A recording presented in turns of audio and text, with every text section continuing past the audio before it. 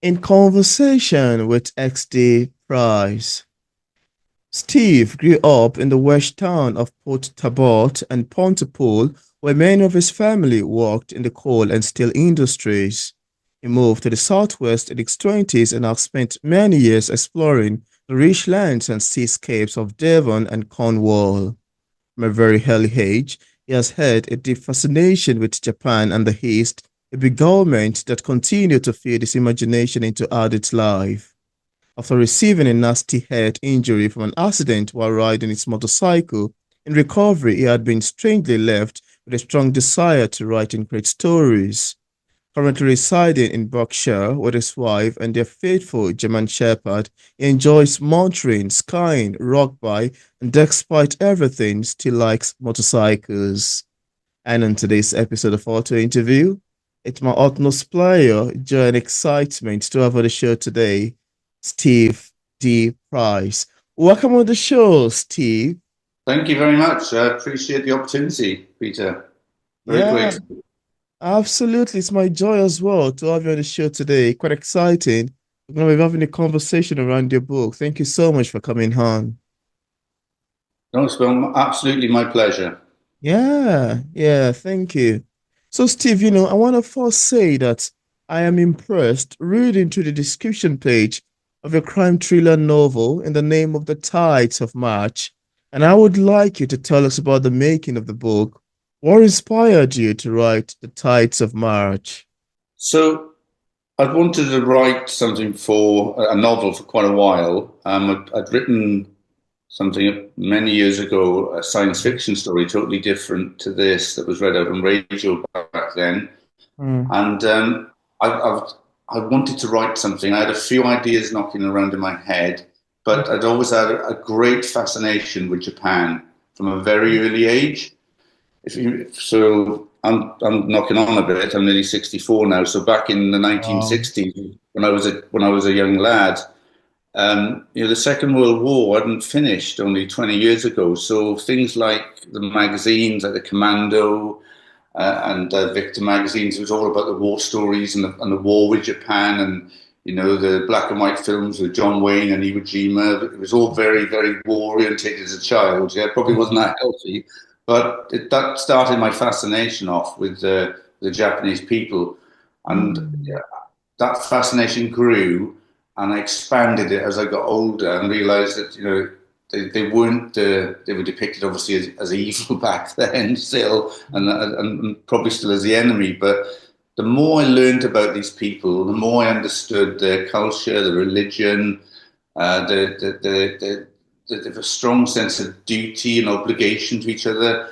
And over the years, I've just devoured so much about mm, Japan on every aspect, from it becoming Japan from a group of disparate tribes and clans to mm, the economic powerhouse that it still is today, and the amazing journey it's taken through that. So I mm, I built up quite a large understanding of different aspects of Japan, different stories, and I felt I naturally was drawn to accumulate those ideas into a story around mm, Japan where I could pull all these areas in, and bring in bits about the samurai heritage, about their involvement during the Second World War and why they did it and the consequences of some of that. mm. And one of the things I drew together to pull that into one sort of as a focal point for the story Yeah. was the tragic tsunami caused by the earthquake in 2011. So, and the consequential disaster with the Fukushima nuclear plant. So that for Oh. me became the focal point to build a story around. Wow, that's a lovely introduction into becoming a writer. Sounds to me like a lovely introduction into becoming an author. And thank you so much for your short story, your short explanation of how the ties of March come to be. Thank you so much. I'd also like to ask you, Steve, for the sake of readers who haven't read the book yet, and of course, without giving much information away, could we have a sneak of what we'd expect in terms of themes and subject lines, picking up the tides of March? And if you have a copy of the book there, I'd like it to reach it to the camera, just so it's what it looks like. Beautiful cover you've got in there already. Yeah, it's not a small book. It's about 130 pages Voluminous. a year. So yeah. So on the different themes for me, the Japanese have got a great spiritual background to them. Yeah, their religion is basically Buddhism and Shintoism, which was sort of warped into something called Bushido during the Japanese War, which is like a martial aspect of their religion. But all of those three elements, they've got a strong relationship with the spirituality of the world. You know, that they'll find meaning in how rock is formed or how sand is drawn or raked around it. You know, they find meaning in animals, in creatures, in the weather. So they've got a great. There's an amazing spirituality to those people and a Wow. supernatural element to them as well, which I Absolutely. wanted to pull into the book. And so I've got a theme ranging through the book of a curse that is given to this family of samurais. Um, so back in the 1940s, I don't know if you know this, but in Manchuria in China, Yeah. Japanese obviously invaded there, and it was like quite an horrific experience for the Chinese at that time.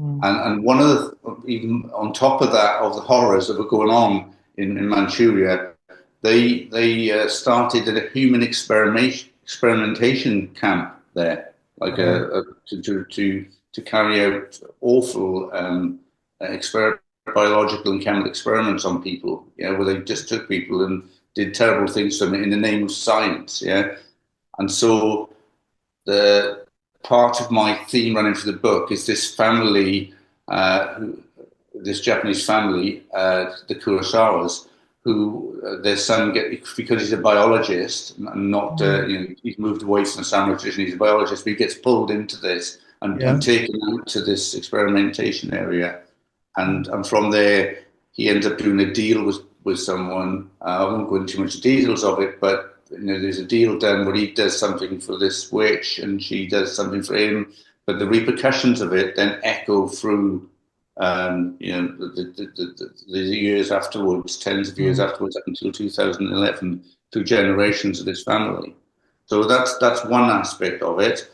One of the other aspects of it is, although Japan is quite, it's a very modern culture, it's still Mm. steeped in the past, and it still has got like a very politically and economic corrupt underbelly to it. There's a lot of shady things that go on behind the Mm. scenes. So I wanted to pull that out as well, Wow.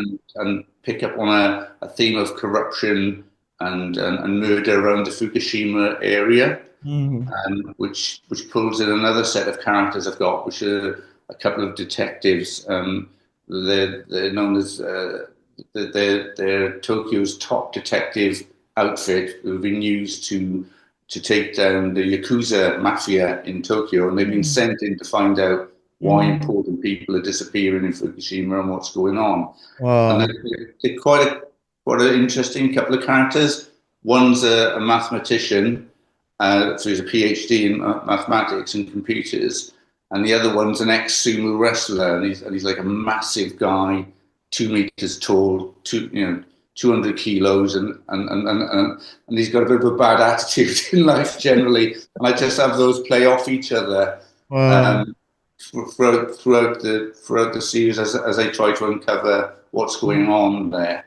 And also, what I've brought into that is that there's a strong aspect within Japan for Korea as well, yeah, because they've got a lot of interaction over the years, Wow. and North Korean agents have been known to be in Japan, yeah. So I've pulled in a little bit with that as well, of them looking at the Fukushima plant, and then something happens there which allows them to do something Mm. to try and steal some plutonium from that plant using the cover of the Fukushima disaster. So Wow. things started to build up as these different groups start coming into play with each other for different reasons. Mm. the Sam, the Kurosawa family are now two twins, a boy and a girl, and they're quite special because they're dealing with this curse, but they're also trying to do good. But they've also got a very dark aspect to them, the boy Wow. and the girl. But Yeah. they've got something called Cairo, which is like the CIA of the Japanese. So Mm, they're looking at the Korean aspect of it, yeah.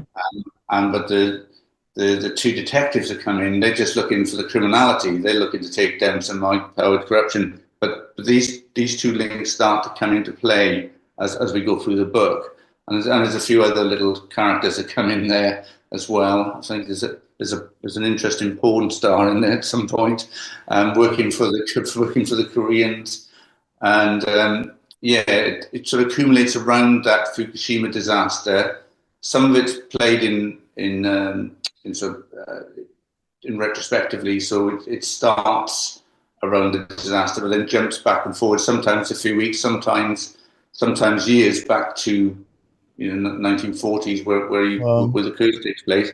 But everything happens. I've called the tides of March. I've made everything happen in Yeah. the month of March. So whether it's 1945, Mm, 1988, or 2011, everything happens in the month of March because that's where the wow. curse first initiated.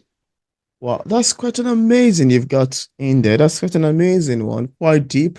I love you going a bit quite in depth into the answers to that question and exploring it a bit for us to understand more as to the themes and subject lines to consider that we're going to expect in the book. Thank you so much for sharing. And now I wanted to ask you, I am curious as to why you said your life began at 40 years old, because I find it to be quite, you know, surprising. I want you to provide answer, to it. Why do you say so? And what do you imply by that particular statement? I'm surprised as well as curious, you know. Well, there's two little aspects to that. So one did happen in 1999, year Yeah. 2000, but also back in 1979. The reason why I started writing was that as you said earlier, this I had a serious motorcycle accident. I hit a car head on. I hit Wow. it so hard that I actually left my boots on the bike. Believe it or not, that's how Wow. hard I hit the car. It must have been a combined speed of 90 miles an hour plus. And I took a nasty bang on the head. And I don't know if you ever hear people talk about those up to the light out of body experiences where they're floating up to the light and everything. So I was in that zone for me at that time. Wow. I was, yeah, it was great as far as I'm concerned. If it was, I had a bang on head, so I can only relate where I felt, yeah. But Wow. at that time, for me, going up to the light, everything was fine. I was happy to go to that light. It looked great for me. But I was brought around by a police sergeant slapping me in the face, Wow. which probably was their version of CPR in South Wales Police at that time. Wow. Um, so he brought me back to the living, and though I had a few injuries, a massive headache. When I recovered from not wanting, I've no rhyme or reason to write at all in my life. I'm also very dyslexic, so that Wow. was also a big problem for me. I Oh, suddenly wanted to write, and within a couple of years, I'd managed to get a story out on radio. But the problem for me was going back to this why my life started at 40, mm, from a child, I had a genetic anomaly which I didn't know about until I was 40. But this genetic anomaly would continually make me ill throughout my life. So you get wow. on with life, then get ill, drop back, end up in hospital, not just be, it was like a chronic illness, a chronic pain in my abdomen that would come and just totally debilitate me, just wipe me out. Mm, So in the late 1990s, I took up rock climbing and mountaineering. Yeah, so I was going to do some big peaks, and we are training for these peaks around 1999. And I went on wow. a training climb somewhere in North Wales, which is not that high, but it Wow. was quite quite difficult. And I pushed myself, started to get another episode, but so just man up, fight your way through it. It's just you just being a baby, and I pushed myself through it. But the thing was that made me really ill, and I ended Mm, up in hospital for like nearly a month, and I didn't come out of there until I'd had serious Wow. surgery, and then they discovered after 40 years why I was getting sick, but they only found out when they did something called a laparotomy, which is like to literally open up your insides and look inside, and they found I had a 9 inch um, blank of small intestine, so that Mm. would always get infected over the years and then get better, then get infected. And it was not, that was my cycle of life. But when they found that and cut it out, um, yeah, once they put me all back together, which was a bit of an experience in itself.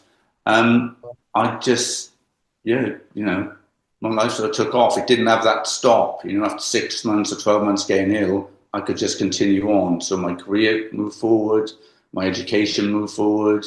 Mm. Within 2 months of the final operation, I was at I was at 13,000 feet on the side of a Wow. mountain. So probably pushing myself too far at that point. I was thinking, what the hell are you doing here? You've just survived one thing, and now you're going to die on the side of this mountain. Wow. It was quite scary. Wow. But we survived that, and I've been back mountaineering many, many times. Climbed the Matron a few years ago, Mm. done many peaks above 14,000 feet, 4,000 meters. So yeah, Wow. that's become a big part of my life. But again, I could do it because I could, once you've been fixed, Yeah. it's fixed, don't you? See? But I didn't. My issue was I didn't get fixed till I was 40. So, I'm trying to pack everything into that. So one of the things was Wow. wanted to write this novel. So a few years ago, I took 6 months off work from I've got my own business in Wow. working for the biotech industry, and yeah, 6 months. I told my wife she's paying the mortgage, and I sat down to write every day, and she'd come in and make sure I'd got the word count. And Wow. she had a target for me every day. If you got 2,000 words, so I had to do 2,000 words every day or else. So yeah, so managed to get that done in like 5 or 6 months, and there's been Wow. quite a lot of editing of the book since then. I've been quite fortunate in the editing because I got hold of a Japanese American guy in America, an actor called Brian Nishai, who narrates a lot of books. And he Mm. produced and narrated this book, but also did a cultural edit. So any bits in that book that weren't culturally quite correct. Oh, wow. Um, but he's born and brought up in Japan. He understood and changed those things for me. So it's quite good working with him. And he also spoke Mandarin. So all the characters in this book are either Japanese, Chinese, or Korean.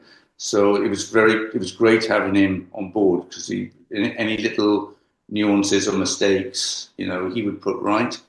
I remember one day him calling me and saying, Steve, we've got a problem. I need to talk to you. And I thought, oh my God, Brian, what is it? What have you found? And he said, listen to this scene. He said, they would never open their own taxi door in Japan. And I was like, oh, is that all it is? He said they would open it with a lever inside. So they could Wow. open it because you've got to make a thing of that or take it out because that's not very, so that's the level of detail he was looking in the editing process of the book. So that was quite good. Wow. Yeah, it's very good. Oh, goodness. That's quite a lot you've got in there. That's really a Yeah. lot. And I like the fact that you shared us some stories about your life. That's very pulling, quite emotional. And I'm excited that you're able to walk through the difficulties and overcome all of those things. Thank you so much for mentioning. Thank No, it's my pleasure. I'm happy to share. Yeah. And Steve, one of the most interesting thing to me as a writer is to listen to readers' feedbacks.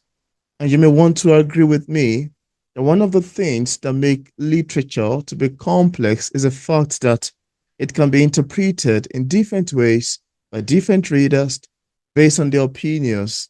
And sometimes the readers might get the message intended by the author. Sometimes they might be close to getting the message. Sometimes they might be far from getting the message, several miles away from it. Sometimes they might hilariously miss the entire message and interpret the book upside down. And Yes. as hilariously fun as they sound, I would like to ask you, how do you feel when readers interpret your works differently than you intended? How does that make you feel?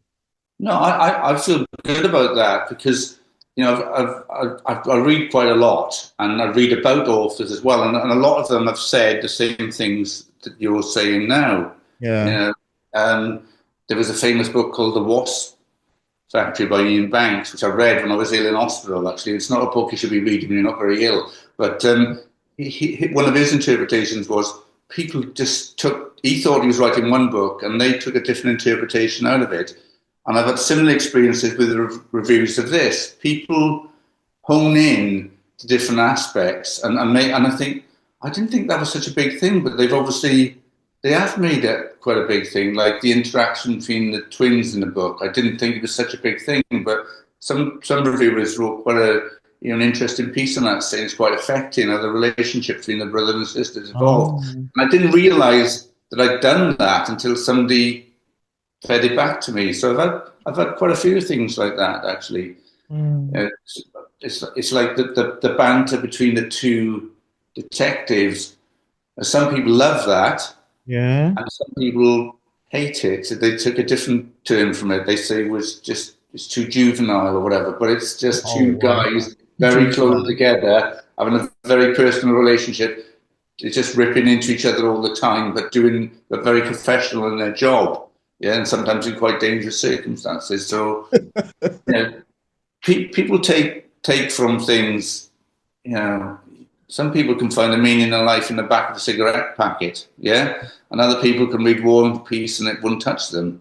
So people take what they need to take from literature, is what I think, or art in general. Actually, people take what they want to take from it, yeah, or sometimes what they need to take from it. Mm. Yeah. Oh wow, that's quite amazing to know, really. That's very great. I love your take on that, and thank you so much for mentioning, for sharing with us. Yeah. And there's this one I love to ask you too, Steve. How does someone from a small town in Wales come to write a novel based solely in Japan with no Eastern character in it? To me, I think that's a bit, oh no, that's a bit unfair if I should look at it from my own point of view. Well, I'd like to ask you, how does someone from a small town in Wales come to write a novel based solely in Japan with no Western characters in it? Please tell us. Yeah, I wanted to write something a little bit different. Yeah. And as I said earlier, I've always had a massive and still have a massive fascination with Japan. But I've never been to Japan. I've Hmm. been to the Far East many times, but never been to Japan. I've actually got married once in a Buddhist temple in the Far East, but never been to Japan. I don't know why I haven't gone there. I will go there one day. It's just maybe I'm afraid to go there. I might not come back because I'm so fascinated by the country Hmm. and the culture and the people. And so for me, it's like that. Honestly, they're alien, but they're that far enough removed to make something interesting. Yeah, and people now are very familiar with many different aspects of Japan. Yeah, and you can pull in those aspects and build a story with it and hook people into those themes and trends that people understand. That the samurai, the yakuza, the tsunami would be in people's Hmm. minds. The Second World War,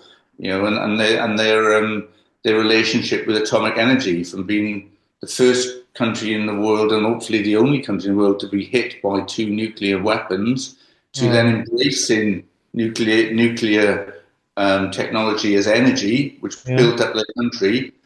And then after the tsunami, with the disaster, they're now trying to come away from it again. So there was an interesting relationship with their connection to the nuclear age, literally from its conception to where we are now. So that was quite an interesting bit. I tried to feed into it as well.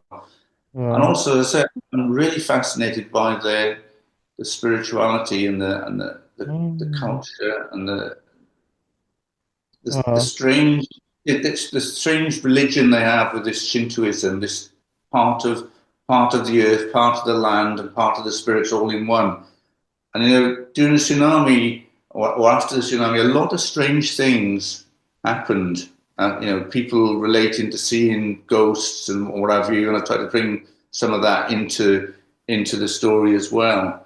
There's, Hmm. there's actually um, there's actually a creature in the story called the Atrociter, Now, I've based that creature on an actual video I found of some survivors of the tsunami filming it, and this entity appears almost flushed out from the waters coming in and climbs up a building and goes inside and then reappears. Now, some people say, no, it's just smoke, it's just steam. But if you look at it, it looks like something, some type of creature. And I've built that into something much more than what it is, taking Wow. poetic license with this storytelling.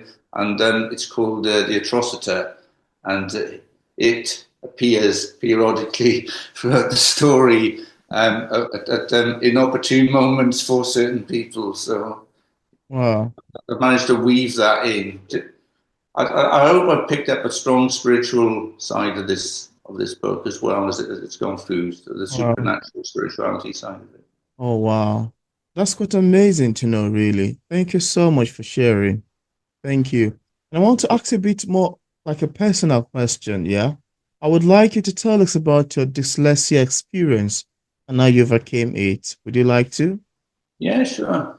So, so I was brought up in Port Talbot, and nobody knew what dyslexia was, let alone spell it themselves in those days. So if you couldn't spell, you were just seen as thick or stupid. Yeah, and Mm, so as a child, I still do to this day, believe it or not, I still struggle to spell my own name. Okay. So wow. as a 9-year-old child, I would always spell price incorrectly. So it's spelled Prieic. And one day the teacher held this up in class and said, we're going to call you Priek from now on, not Price. And that became my nickname as a child for years. Yeah. So that's how they dealt with it, to say you're a fool, you're an idiot. And and that it was so embarrassing and what have you. But you just try to hide it. One of the ways you hide it is you have really bad handwriting. You make sure it's Wow. so bad it's illegible, so people can't see that Wow. you're spelling things incorrectly. So my handwriting was so bad it would give any GP doctor a run for his money. It was, I was an expert at it. At bad handwriting for many years, and then you just try and hide things. And for me, I became world class at hiding, yeah, hiding myself away from doing anything written so well that I left school at 16 with not one qualification to my name, not one. So Wow. because school was not for me, I didn't fit in there. Although I was a massive reader and I could read quite well and read lots of books, Wow. school wasn't for me. But somehow I did manage to get an engineering apprenticeship, and Mm, engineers look at things a lot differently to the school teachers. They just want to see you, not how you spell something, but how you can do, what you can do, what you can fix. Do you understand the mathematics? So that for me was a great step up, and I, mm, drove myself forward through engineering to pass my engineering qualifications, and then used them on the back of that to get on as best I could, trying to stay away as much as I could from any form filling or anything like that because I was awful at it. And then, of course, the technology evolved, and we've got PCs now. Yeah, the word processors. I was an early adopter of technology, and wow. that for me was like the big step out. It was a godsend because those showed you some of your mistakes, Mm, and I can read the same thing 100 times and still it looks fine to me. But it being highlighted, I could look at it, and that allowed me to go much further in my education. And mm, once I got myself fixed with that operation, I ended up with a master's degree eventually. So I've gone from no qualifications to having a master's degree eventually wow. and starting my own business. And and to be fair, you get thicker skinned as you get older. I've given presentations and more of you, and as I've gone through different qualifications and worked at quite a Wow. senior level in business and industry, and you just shy away from drawing on the board or whatever. It's going to be so bad, but you get thick skin, and you just I don't really care. It's just what it is, and it's more acceptable now to have dyslexia. Mm, Back then, you're not I know I'm not stupid, and mm, so and it's just some sort of condition that you have to work with and technology helped me work with it, and I Wow. definitely leverage it to my advantage to get this Wow. far. That's a very great story you've got in there. It's quite motivating, I think, to people who are suffering from dyslexia. Watching this will kind of motivate them to, look into the positive side and see that it's well for you to come out of it. And it's quite amazing to know how you're able to overcome it. And we are here. I mean, it's amazing. It's very great. I think it's Congratulations. something in your brain is wired a little bit differently, so it's got a downside. But I think that rewiring has an upside as well. And then Mm. you can write a book about a country you've never been, about people you don't know, um, and write a novel about it. So maybe that's helped me in that respect. Yeah. Yeah. So I Yeah. can spell as badly a Japanese word as I can spell an English one. I just need the help to sort it out, and I just seek that help. Yeah. So. Wow. Wow. I Wow. still can't spell my name right, so I'll still mess that up today, Wow. and then I'll have to look at it for a few seconds and think, no, it's not right. It's difficult to explain. It really is difficult to explain, but Your sense of humor is quite amazing. Wow, thank you so much for sharing, Steve. no, thank you. It's been a privilege. Yeah, thank you. And just apart from the ties of Marsh, do you have any other works you've authored or say currently working on? And also, what sort of advice would you give an upcoming writer? To give an up and coming writer, would I class myself as a writer yet? As what not just got like one novel just out, but just generally is if you want to do something, you've got to go for it. You've got to own it. Yeah, and sometimes it's the fear that holds you back, isn't it? Yeah, Mm. and I must admit, fear's held me back. Well, the fear of not paying the mortgage, fear of not doing this, fear of not being able to do that. But I was lucky. I got myself in a position where I could take a chance, and usually, whenever I've taken a chance, Mm. it's paid off. Yeah, so it's having that to overcome that fear at that point to make that jump. Yeah, Mm.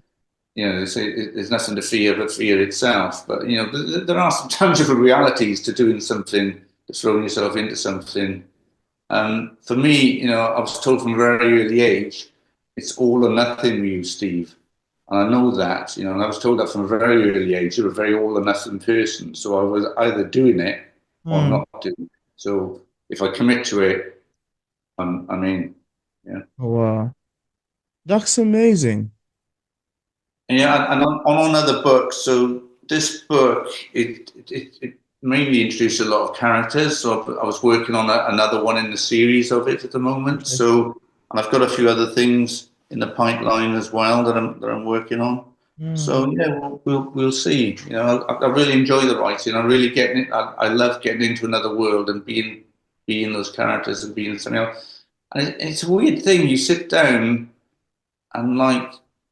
I don't know. I've never been a Japanese samurai or been on another planet. And but suddenly these things just seem to form around you and come to you, and you get them down. And for me, I think just get it all down and sort it out later. Mm. Sometimes it doesn't.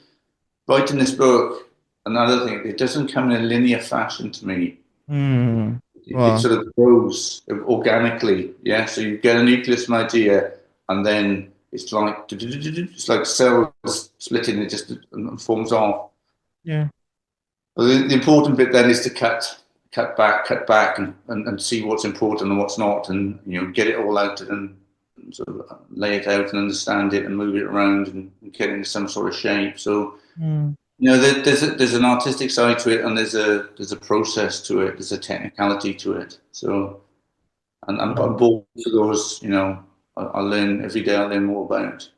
And it's been a really good journey doing this book for me. I've really enjoyed it. Yeah. Met a lot of interesting people like yourself Yeah. along the way. So yeah, it's been good. I enjoyed it. Yeah, thank you. That was quite amazing, really. Thank you so much for sharing. And also, I'm not quite sure if you've mentioned this already or if you've been able to cover it initially. I'd still like to ask you, what was the chronic illness that you overcame and how? I'm not quite sure if you've mentioned that already. Have we?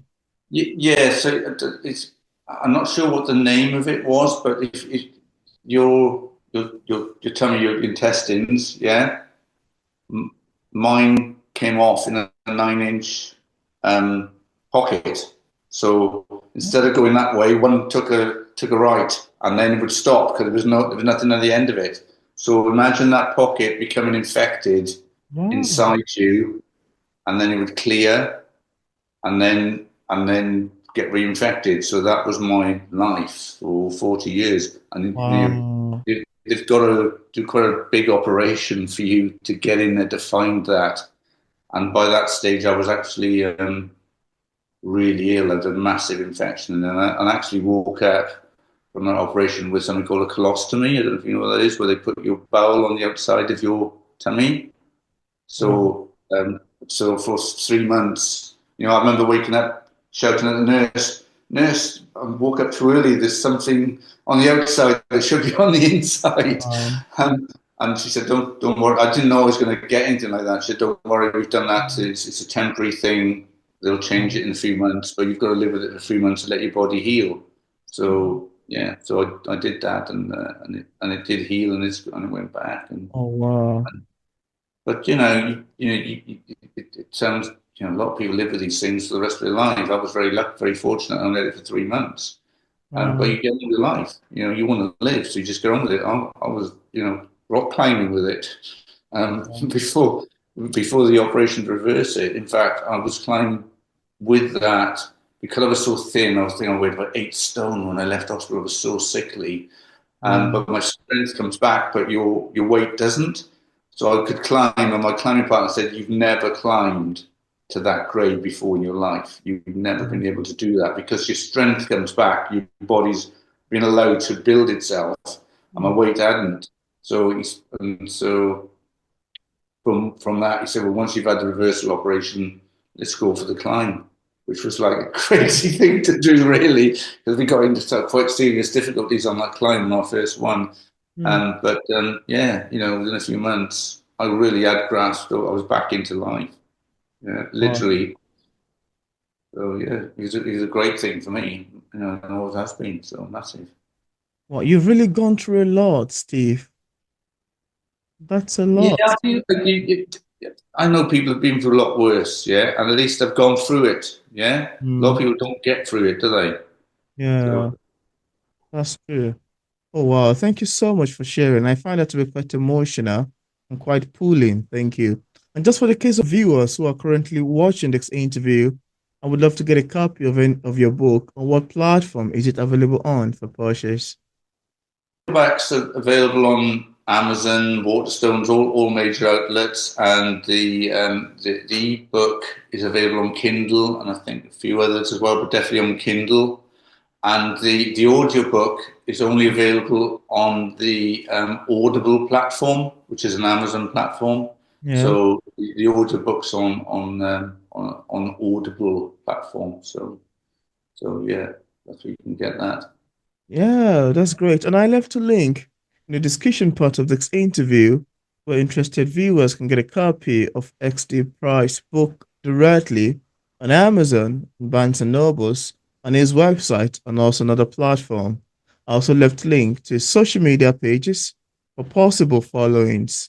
So thank you so much, Steve, for Thank you. It's accepting been the a pleasure. invitation to be featured on P English Literature. I must say it's more than awesome. Very wholesome having this conversation with you around your book. Thanks for coming on. No, thank you. It's been a real privilege. Thank you very much. Yeah, it's my pleasure as well.